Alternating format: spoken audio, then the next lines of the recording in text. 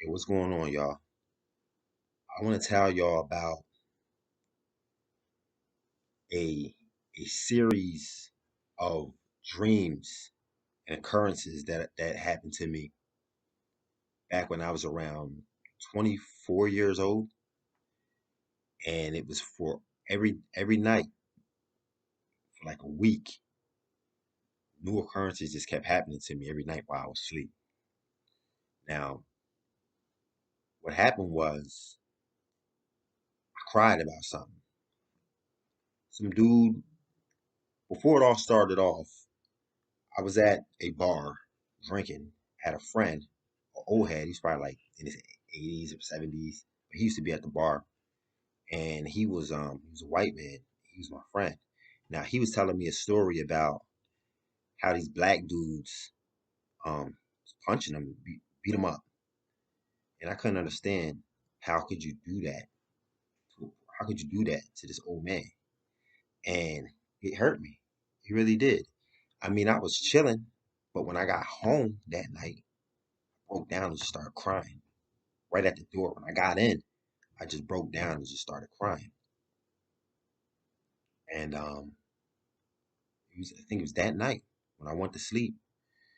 Spirits came to me. It was a whole bunch of them. It was like 13 of them in total. It was about 12 of them in front of me in a row. They were all different heights and sizes. And there was one right here in front of me, beside me. He was taller than everybody in the room. He was taller than everybody. Very, very tall. And he was just standing there. It's like he brought me there. And as I was they brought me there and they started talking to me. Now, I couldn't see them with my eyes. I seen them with like my mind's eye. And I couldn't hear them with my ears. And they weren't even speaking with their mouth. None of us was conversating with words. It was just minds, thoughts. And what they were saying was, first thing they said to me, it was a short one. He was doing most of the talking. First thing he said to me was, "What are you waiting for?"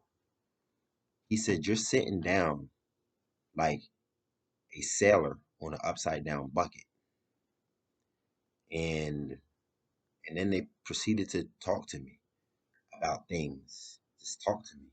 And I forget how what the conversation was even about. I just remember being there. I woke up and I was telling what happened to me that night. Well, I went to sleep the following night. I went to sleep and I met back with those people again. I met back with that same group, the same setting again. And they were telling me stuff, teaching me stuff, talking to me, and they had great vibes about them where it was I didn't have to come back. I didn't mind if I stayed. Matter of fact, when I woke, I didn't like waking up. I didn't like waking up. I was mad. I wanted to go back. To the point where my children's mom, one night I was talking in my sleep. I think it was the second or third night I was talking in my sleep, and she was hearing the conversation on my end of what we were talking about. And I don't remember right now anymore, but I woke up in the middle. I woke up. She said that I woke up in the middle of what I was talking about, Yo, and stop.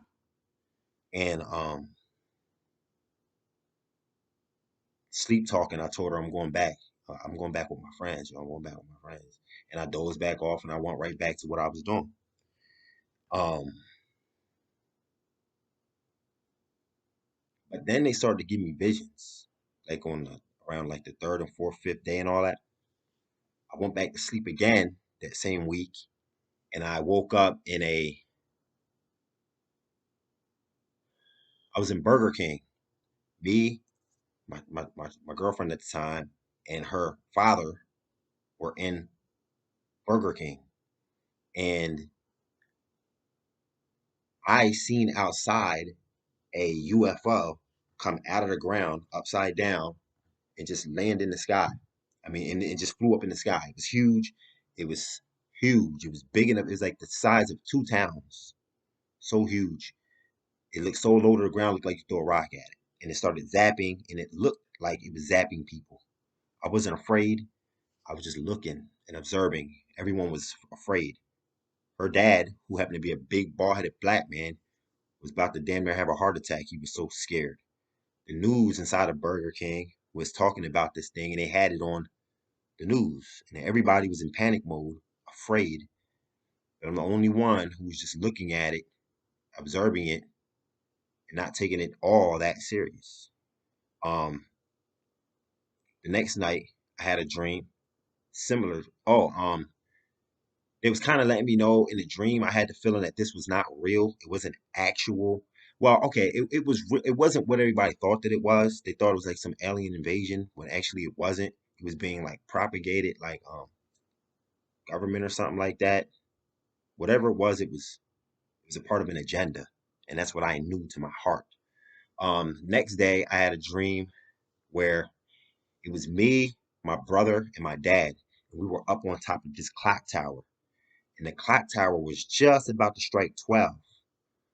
It was around 12 midnight, and there was these angels flying by in the sky. Now, to the person on the ground looking up at them, they seen angels flying. But from my perspective, my brother and my dad, I think they seen angels too. But from what I saw, they weren't real. They were holograms. They were fake. It was thousands of them in the sky, flying through the sky, all going in one direction. But they were like fake. It was holograms. And I seen it for what it was. I said, oh, it's fake. It's propagated. It's not real. But my brother was terrified, and my dad was scared out of his mind to the point where he slipped and he went to fall.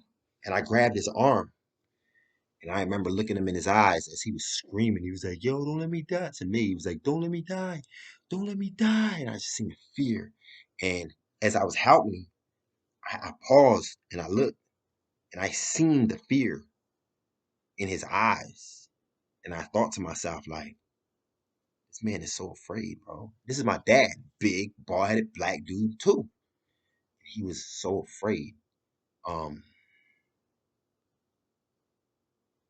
that was that. That was that dream for that night. The next night, I had a dream that only lasted for like 5 seconds. It was me. I got brought. Somebody brought me. I felt the presence behind me. They brought me to a dark place, dark room, black. And in front of me was this creature who, well, it looked like a man. It was a man in front of me. And he was sitting like this. And I was behind him over his left shoulder. And over my left shoulder, there was this good energy, person, spirit, I don't know, whoever brought me here. And as I looked at the man, I said, "You're the devil?" And when I said that, he turned around with these big eyes and was like, "Ha ha ha ha," and busted out laughing. And then the spirit that was with me just snatched me real quick and just snatched me out of there very fast. And I woke up. I mean, I was literally only in this dream for literally like 2 seconds. And I was like, damn. Now listen, you gotta remember, at the time when I'm having all of these dreams, I didn't know nothing. I was an alcoholic. I was a dude going to the bar, smoking cigarettes, hanging with his boys, trying to be gangster. You know what I mean? I didn't really know the meaning of all of these things. I didn't even remember what the first dude in the first dream, when he said that I'm sitting around. What am I waiting for? I'm sitting around like a sailor on an upside down bucket. I didn't remember what he said. All I remember, when I woke up, I remembered he said that I was sitting around like something on an upside down bucket. And I just knew that it reminded me of the saying, like somebody's sitting around like a bump on a log. Like a year or two later, the spirits reminded me what he said. And they were like, no, he said a sailor on a, or no, I said, he came to me and said, I said that you were sitting around like a sailor on an upside down bucket. And I'm like, oh, it's just a missing piece in my little story that I was telling people. But anyway, um, I guess the other dreams that I had that week was just them taking me, showing me things, taking me and showing me things, you know? Um, and that was them reminding me, you have a duty. What are you doing?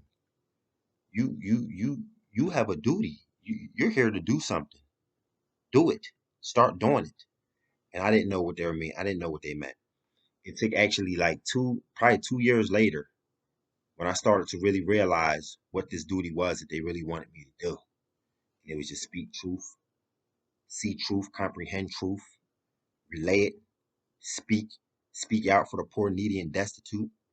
I see what they don't see. I hear what they don't hear. I comprehend what they can't. And my duty is to take it and relay a message. That's it. Not to get caught up in arguments, not to start arguing opinions. That's not what I'm here for. They tell me something, I tell it to you. They show me something, I show it to you. I see something that the devil was doing and everybody thinks that it's normal and regular. I tell you what's actually going on. I move forward. And that's what I'm here to do. Okay? So look, take it easy, y'all. And I'll be back with more messages like this. Stay tuned. And I hope you take heed, okay, to the information that I'm going to be coming with. All right? Peace.